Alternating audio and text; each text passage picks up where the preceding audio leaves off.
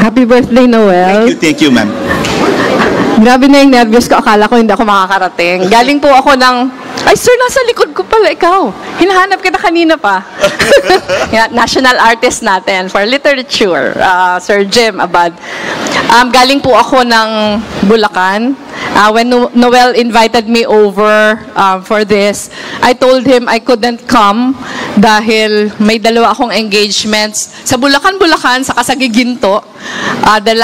The last one ended, hindi pa pala natapos, nag-escape ako at 5, pero nakahabol ako.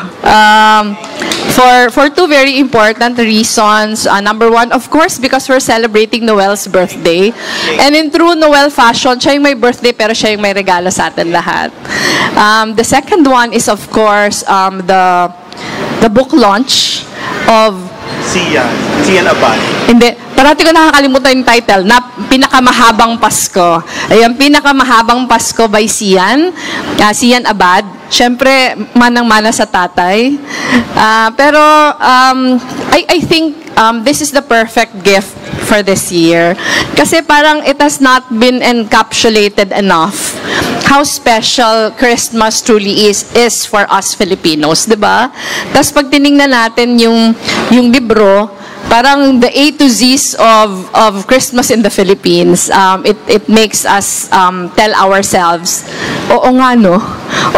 And parang binibigyan tayo ng pagkakataon to be grateful for the kind of Christmas that we have and for all the gifts that we have been receiving each year, not just during Christmas, but every day of the year.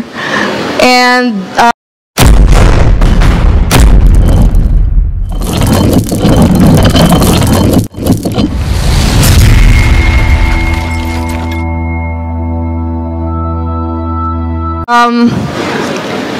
ibang-iba yung Christmas sa Pilipinas kumpara sa ibang lugar. Dito lang siguro sa atin pinakamasaya.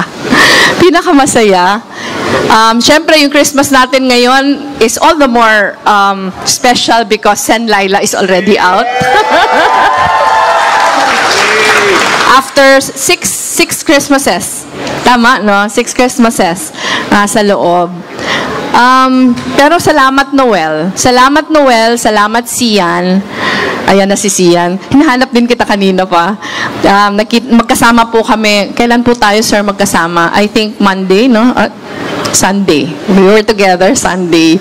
So maraming salamat Sian, maraming salamat Noel for giving us a truly beautiful Christmas gift. Sa inyo pong lahat, maraming salamat for being here and for celebrating Noel's birthday with all of us. Mabuhay po kayo. Merry Christmas. Ma'am, we asked Senator Laila 3 things, 3 words lang. Christmas as a season of love. How does that manifest sa iyo ngayon? How do you feel the love of the Filipinos despite everything that happened in our country? Number one siguro that we continue despite everything. Yeah. That we do whatever we can despite the difficulties.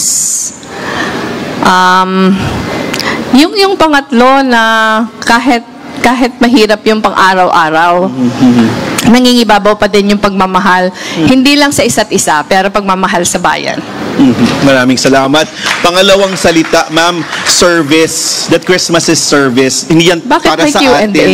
Hindi lang para sa atin puro paglilingkod sa iba. Paano niyo nararamdaman yon, ma'am? At anong klaseng service? Grabing pag-ikot mo pa rin kahit wala ka sa posisyon. I think ako lang yung naging mukha. Yeah. Pero ang hindi nakikita ng marami, napakaraming mga Pilipino.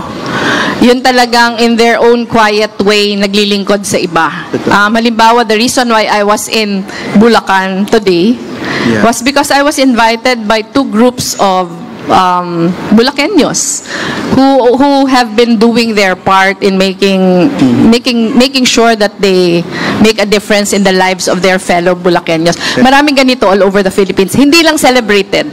Siguro maswerte lang ako na nabibigyan ng spotlight yung ginagawa namin.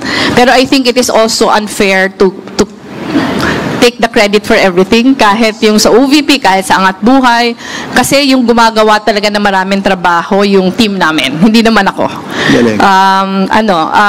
If there is anything that you realized in the past several years, ang dami pong mabubuting Pilipino.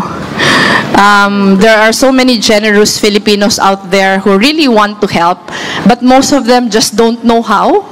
So siguro yung pinaka-role lang namin, Noel, sa Angat Buhay is we are trying our very best to provide a platform where people can volunteer to help. And sobrang swerte po namin na tinitiwalaan kami. So through us, marami din nakakapag-volunteer. Thank you for inspiring a lot of Filipinos. The third and last word, and Senator Laila answered it really well. The season is, Christmas is a season of forgiveness. Yun yung medyo nahirapan siyang sagutin kanina, ma'am. So sa inyo po, ma'am, how have you forgiven those people who've wronged you? Or meron kayong parang nararamdaman na, ay, hindi pa napapatawad, hindi mo pa nakakalimutan? Yung sa akin kasi, iba yung forgiveness saka justice eh. Yung para sa akin, on a more personal note, hindi ako nagtatanim. Dahil pakiramdam ko, it will only wear me down. Parang lugi ako. Lugi ako pag meron akong hinanakit. Lugi ako pag meron akong rancor sa puso ko.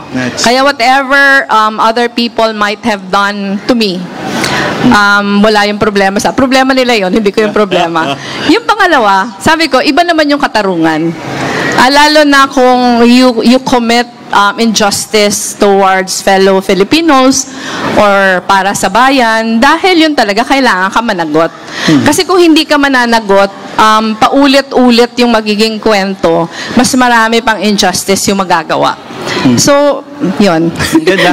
Yung para sa akin, yun. Maraming salamat. Yung team natin, Christmas Everyday, how do you live it out, ma'am? Christmas Everyday, do you feel it? And ano yung manifestation ng Christmas Everyday sa'yo? Kasi yung Christmas is always parang equated with love, di ba? That's true. Pero merong nag-stock sa akin, galing nga ako sa Bulacan, one of the most historic towns in Bulacan. Parang one of the speakers there, sinabi niya na yung love kasi, pag nagsabi kang I love you, madali lang magsabing I love you more or I love you back. Pero salita lang kasi yun eh. Yung mas mahalaga, kahit hindi mo na-express na ganon, pinapakita mo sa gawain pang araw-araw. Maraming salamat, ma'am.